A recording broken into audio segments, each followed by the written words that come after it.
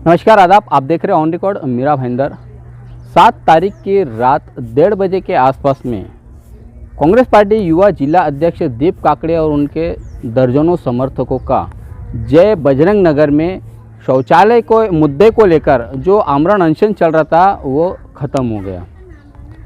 Mayor Jyotna हसनाले और deputy mayor हसमुख गहलोत की पहल के बाद में आप मेरे पीछे देख सकते हैं, ये टेम्पररी शौचालय यहाँ पर अगले दिन रखने का इंतज़ाम किया गया। प्रशासनिक रूप से उस आंदोलन को, उस आमरण अनशन को वापस लेने के लिए दबाव भी बनाया गया था, लेकिन दीप काकड़े ने ठान रखा था कि जब तक का वहाँ पर शौचालय का पूरा कोई ठोस निर्णय नहीं लिया जाता तब तक वो अपना अनशन जारी रहेंगे। और इसी बात को देखते हुए प्रशासन हरकत में आया और यहाँ पर आज आप देख सकते हैं कि ये टेम्पररी टॉयलेट रखे गए हैं।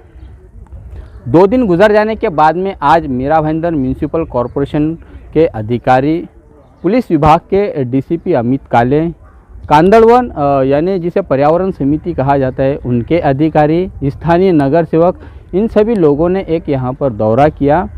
शिकायतकर्ता धीरज परब का ये कहना था कि जहाँ पर ये टॉयलेट टेम्पररी तौर पर रखे गए हैं उन्हें पर्यायी जगह होना चाहिए, जिसके लिए उन्होंने वो जगह भी बताई कि इस जगह पर ये टॉयलेट रखे तो उन्हें कोई दिक्कत नहीं होगी। चूँकि कानून ये कहता है कि 50 मीटर के दायरे में किसी भी प्रकार का कोई कंस्ट्रक्शन नहीं होना चाहिए, कोई बांधकाम नहीं होना चाहिए, लेकिन स्थानीय नगर सेवक और मनपा प्रशासन में बैठे भ्रष्ट अधिकारियों की मिलीभगत के चलते ही ऐसे अवैध निर्माण होते हैं जिससे मैंग्रोव्स का और पर्यावरण का खतरा बढ़ जाता है। आइए हम सबसे पहले जानते हैं क्या कहना है आज के इस दौरे का डीसीपी अमित काले से। एक प्री फैब्रिकेटेड टॉयलेट्स यहाँ पे थे बजरंग नगर में, जिसको तोड़ने की कार्रवाई जो है पिछले हफ्ते हो गई थी, जिसके लिए अनशन हुआ। अनशन के बाद लोगों का ये मुद्दा था कि यहाँ पे जितनी पॉपुलेशन है उनके लिए जो अवेलेबल टॉयलेट्स है वो कम है और वहाँ पे जो ऑलरेडी टॉयलेट तोड़े गए उसको ना तोड़ते हुए रिस्टोर किया जाए।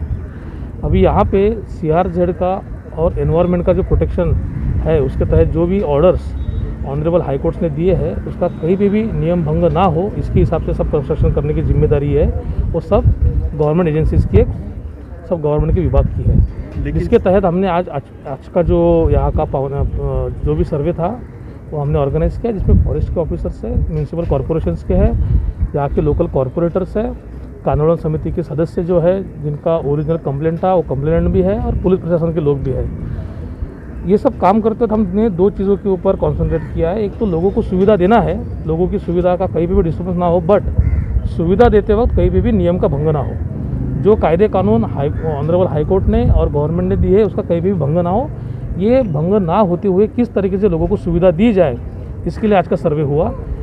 जो टेम्प्रेरी अभी यहाँ पे जो कंटेनर्स प्लास्टिक के लाके रखे हैं टॉयलेट्स के, उसको कहाँ पे रखा जाए। ऑलरेडी जहाँ पे रखा है उसका सेप्टिक टैंक भी इलीगल है जिसको तोड़ना है, क्योंकि ऐसे गाइडलाइंस है, ऑर्डर्स है। फिर उसको कहाँ रख सकते हैं इसके बारे में कुछ जगह देखी गई है। अभी जो जगह देखी गई है वहाँ पे लीगली कुछ सेप्टिक टैंक का काम हो सकता है कि नहीं हो सकता, इसके बारे में जो है संबंधित जो विभाग है उसके साथ करस्पॉन्डेंस किया जाएगा। और जहाँ पे भी ये देना पॉसिबल है, फिजिबल है, बेसिकली जो अवेलेबल टॉयलेट है उससे ज़्यादा इसकी संख्या बढ़ानी है। संख्या बढ़ाते वक्त कहाँ पे बढ़ानी चाहिए, इसके लिए आज का सर्वे था। लोगों को सुविधा देना है, बट जब भी कोई भी शासकीय यंत्रणा काम करती है उसको नियम के पूरे चौकट में रह के काम करना पड़ता है। डिसीजन इमीडिएट लेने के सब चक्कर में कोई भी नियम का भंग ना हो ये भी देखना है। इसलिए डिसीजन जो भी लिया जाएगा लोगों को सुविधा के साथ नियम का भी भंग ना हो, इसके आधार पर डिसीजन लिया जाएगा।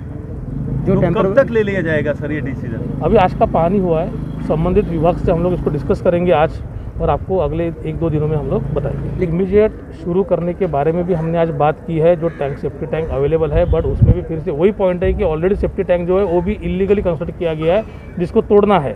अगर उसको आप फिर से यूज़ करते हो तो इसका मतलब इलीगली कंस्ट्रक्ट हुआ है, उसको तोड़ा तो नहीं गया, उल्टा उसको इस्तेमाल किया गया है।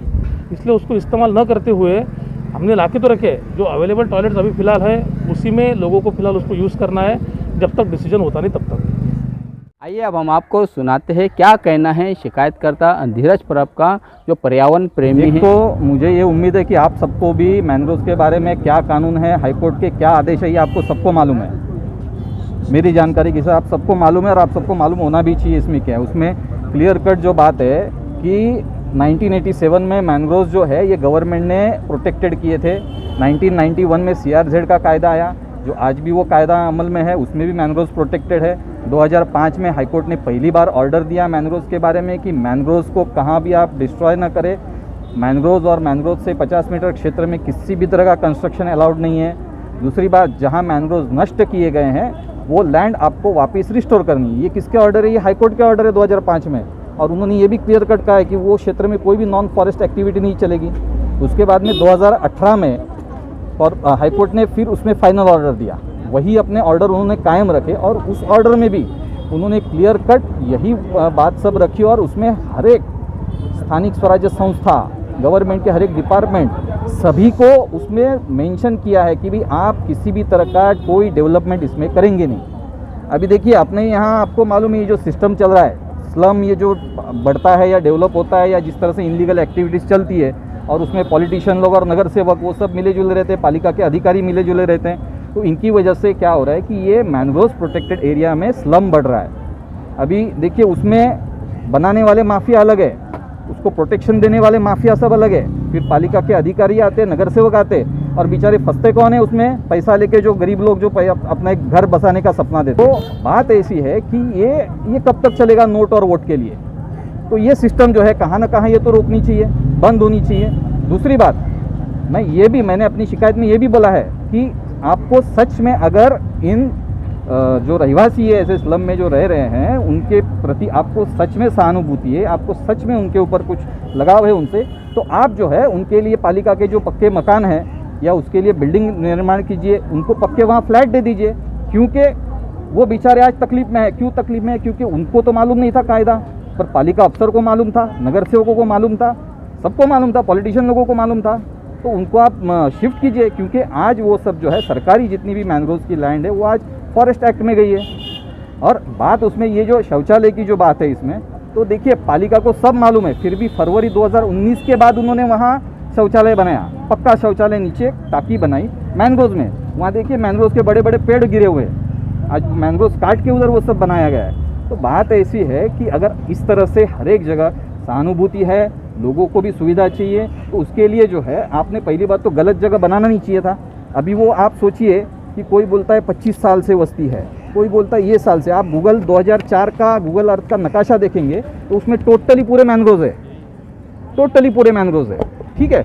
और 2019 में जब आप बनाते हैं तो आपको बनाने के आपको मालूम है हाईकोर्ट का ऑर्डर है, और बहुत से वहाँ के रहवासियों के आपने सर्वे करना चाहिए था कि कितने जन के घर में टॉयलेट बना हुआ है, पीएम योजना से बना हुआ है, वो देखना चाहिए था, कितने शौचालय और हैं और ज़रूरत कितनी की। तो ज़रूरत इधर पर्यायी व्यवस्था थी, ये मैंने बताई उनको। यहाँ भी आपको जगह है ना, तो आप क्यों इतना वहाँ ही आप मैंग्रोव्स, मतलब धीरे धीरे आप वहाँ देखेंगे तो धीरे धीरे मैंग्रोव्स में उधर डेब्रिस कचरा डाल के मैंग्रोव्स खत्म करके धीरे धीरे भरनी करके उधर बांधकाम चल रहा है। बस वही प्रोसीजर चल रही है। मैंने मांग की है, मैंने अपने कंप्लेंट में लिखा है कि जो भी पालिका के अधिकारी, नगर सेवक, जो पॉलिटिशियन इसमें इन्वॉल्व है उनके ऊपर कार्रवाई करनी चाहिए।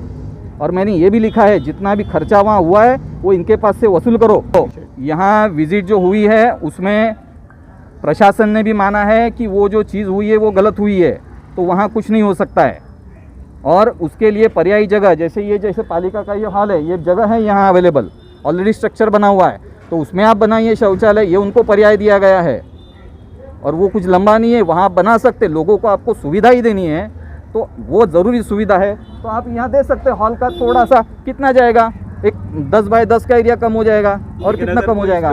देखिए मैंने उनको तो पहले तो क्लियर कट ये बोल दिया है कि भाई आपके पास पर्यायी जगह है, जो ऑलरेडी आपने स्ट्रक्चर किया है वहाँ बना सकते हैं। और उसी चीज़ पे अभी वो गौर कर रहे हैं, सुविधा ही देनी है लोगों को। हम भी वही करें कि भाई पालिका ने जब 2019 में किसी डिपार्टमेंट की विदाउट परमिशन बनाया, तो अभी आप क्यों परमिशन मांग रहे हैं उनसे?